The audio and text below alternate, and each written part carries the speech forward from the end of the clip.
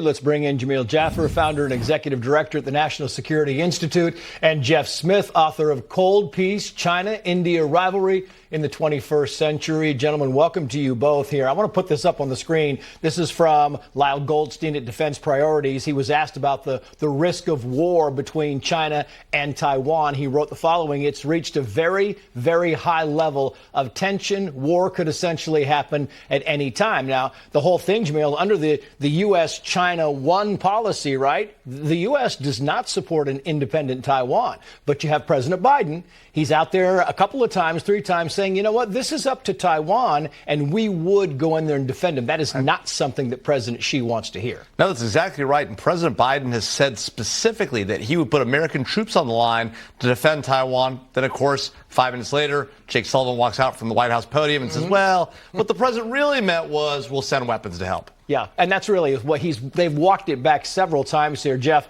You know, Biden, of course, we talk about Taiwan a lot, but, you know, the president needs a little help, we think, from the president of China when it comes to Iran. I mean, I think that the President Biden is going to ask President Xi to give a little bit of pushback from Iran, saying, hey, back off when it comes to this Middle East war. What do you think?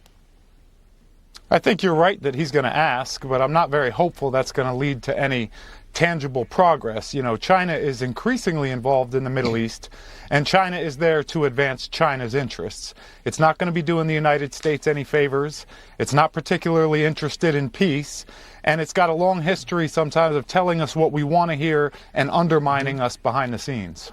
Yeah, and I just wonder if President Biden declares, look, we are for, one China, China one China, whatever you want to call it. Jamil, I want you to hear this. This is from Treasury Secretary Janet Yellen, who, by the way, is at the conference. Watch. The United States has no desire to decouple from China. A full separation of our economies would be economically disastrous for both of our countries. Economically disastrous, Jamil. Is she right? I mean, look, there's a big difference, Trace, between buying T-shirts from China and buying semiconductors. One, totally fine. The other, huge problem.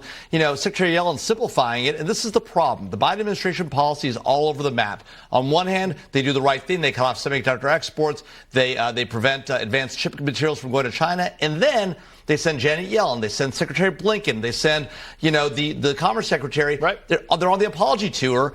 President Biden has got to be tougher here. Be clear. Either we've got to challenge China or we're going to make a deal. Which one is it? Pick a side. I mean, there's so many things have happened over the past year, 18 months, when you talk about the balloons and the taunting of the military aircraft and so forth. In October, China's foreign ministry spokesperson said the following, quoting here, the U.S. needs to stop politicizing and weaponizing trade and tech issues and stop destabilizing global industrial and supply chains. We will closely follow the developments and firmly safeguard our rights and interests. And that's what it comes down to, Jeff, is you have China always kind of pointing fingers, and the first finger is always pointed at the United States. Yeah, and Secretary Yellen is wrong. Let's just be clear. We do need to decouple sectors of the U.S. and Chinese economies.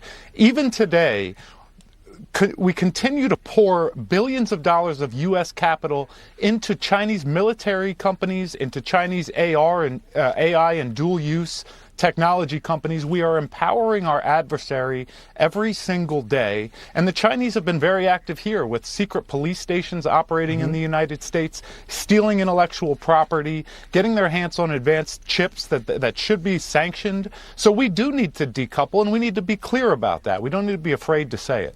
Yeah, it's a good philosophy, and a lot of people have echoed that. Jeff, Jamil, great to have you both on. Thank you.